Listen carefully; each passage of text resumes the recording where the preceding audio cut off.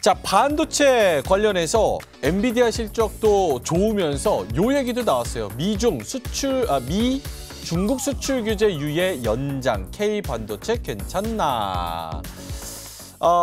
일본의 니온 게이자이 신문이 어제 복수의 업계 관계자를 인용해서 소식을 정했습니다.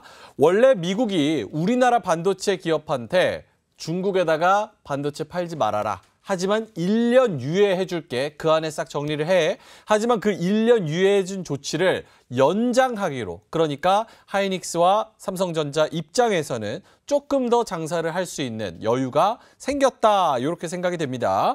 그래서 AI, 엔비디아 관련된 이야기, HBM에 대한 호재 이야기도 계속 나오는 상황에서 이 뉴스까지 나오니까 그래, 조금 더 반도체를 긍정적으로 봐도 괜찮을 것 같다라는 생각이 있습니다. 그래서 요거를 OX 한번 들어보겠습니다.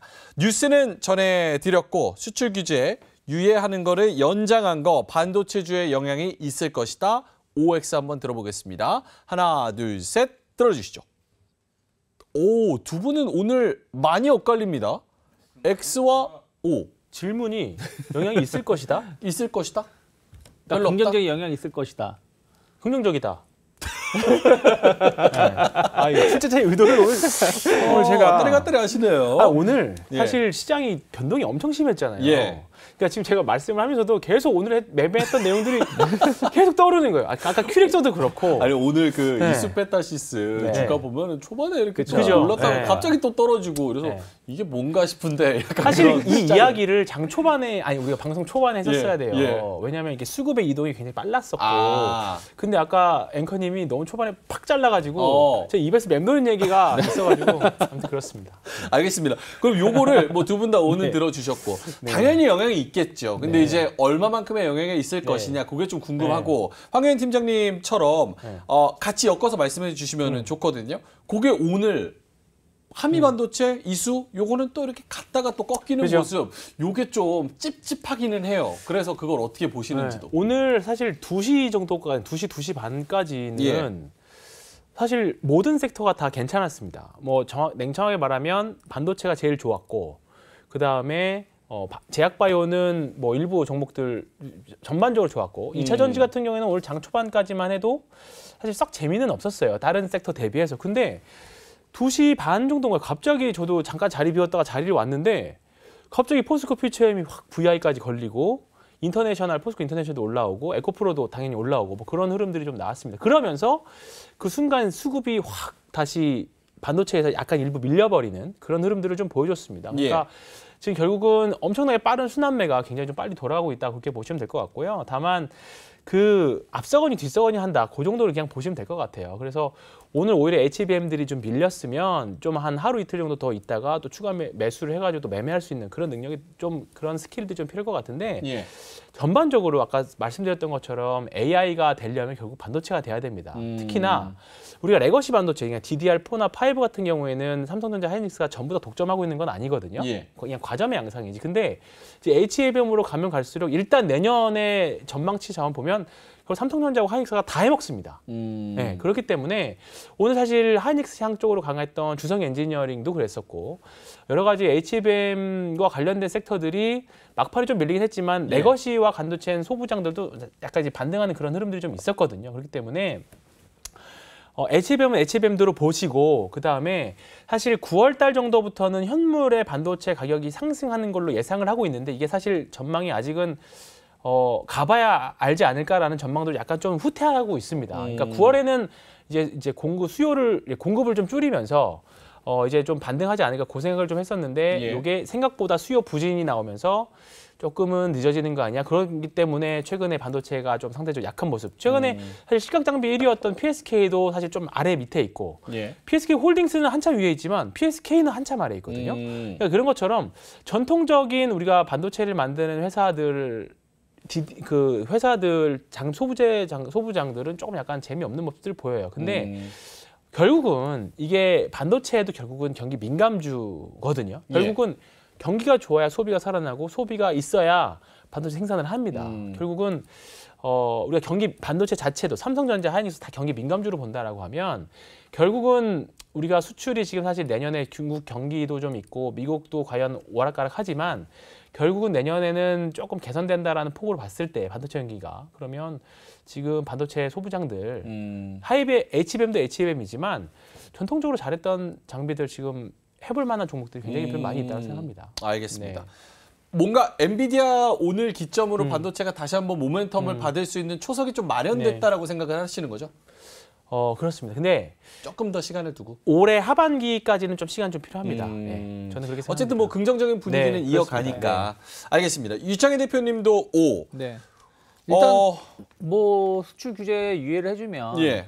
우리나라 입장에서는 출구 전략을 급하게 잡을 필요는 그렇죠. 없는 거잖아요. 그러니까 그거 자체가 저는 긍정적으로 보는 거예요. 그러니까 이거 자체가 막 수출을 어마어마하게 하고 뭐 매출을 어마어마하게 늘리는 건 아니지만 갑자기 중국하고 거래를 반강제적으로 끊어야 되는 상황에서 어쨌든 1년 유예가 됐고 이것도 이게 시간이 지나다 보면 또 계속해서 유예될 가능성이 높거든요. 그럼 그런 부분들이 어쨌든 기존의 시설을 바로 썩히지 않는다라는 게 나쁘지 않다 생각을 좀 하고 있고 또 계속 미중 관계 최근에 보면은 결국엔 미국이 승리를 했다라고 지금 평가를 받고 있는 거 아니겠습니까? 예. 그러면서 약간 중국을 좀 달래기에 들어간다라면 충분히 어떤 그 앞으로에 대해 사업 자체의 불확실성이 조금 해소될 수 있는 부분들이 좀 있어서 반도체 업체들한테는 나쁘진 않다. 좀 그렇게 생각하고 있습니다. 알겠습니다. 그러면 엔비디아 관련해서 뭐 이스페타시스나 한미반도체 네. 이런 거 오늘 오르다가 좋다 말았던 거에 대해서는 어떻게 보세요?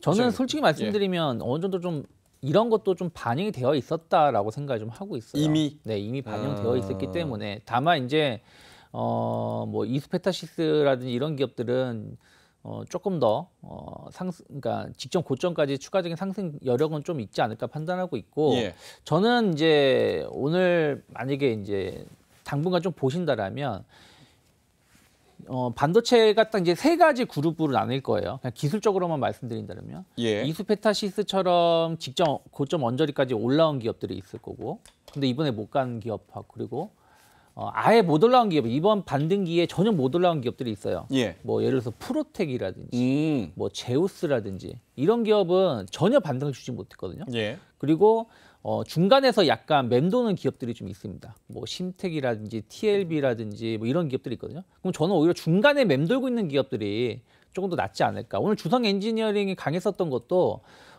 중간에 맴돌면서 이제 그 기대감이 조금 긍정적인 평가를 받으면 주가가 올라왔거든요. 그래서 종목을 보실 때 기존의 대장주들의 약간 가격적인 부담감들이 좀 있을 수 있고 오히려 이진급에서 조금은 탄력도가 나올 수 있지 않을까 생각하고 있고 그리고 저도 좀 비슷하게 생각하고 있는 게 제가 지난번에도 말씀드렸습니다마는 후공정이 상반기에 상당히 강했어요.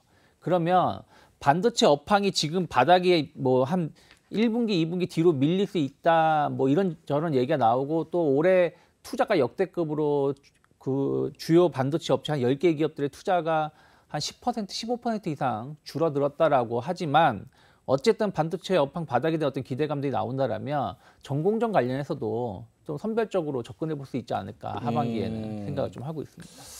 알겠습니다. 그러면 반도체 짧게만 뭐 지금 사실은 오늘 같은 장이 가장 좋지 않을까라는 생각이 드는데 2차 전지 같이 가지고 네. 반도체도 같이 가지고 양대축이 다 오르면서 테마 밑에서 또 트레이딩 할 분들 하고 네.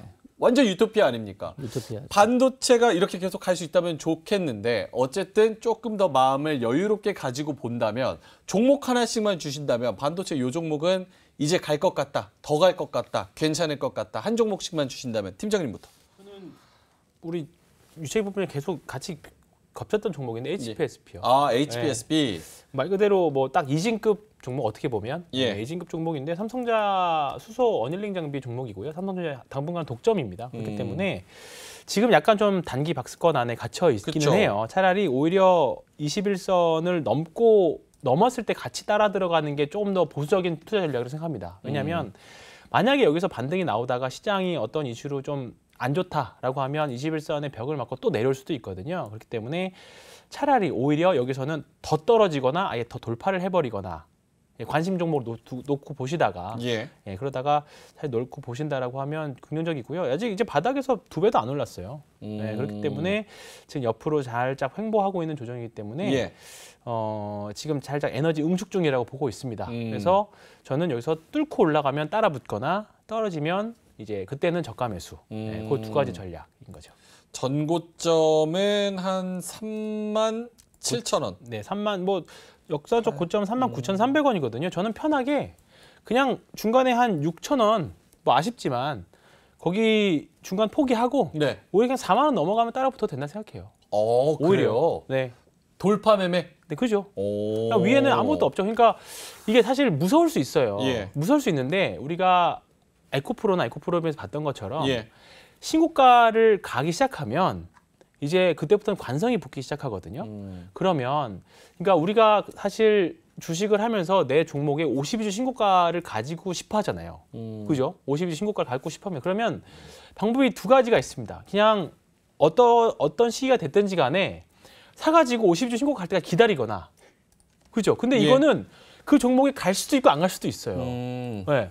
왜냐하면 가는 길이 험난하겠죠, 물론. 네. 그 시간도 많이 걸릴 수도 있고. 근데 아예 50주 신고가인 종목을 그냥 사버리면 됩니다.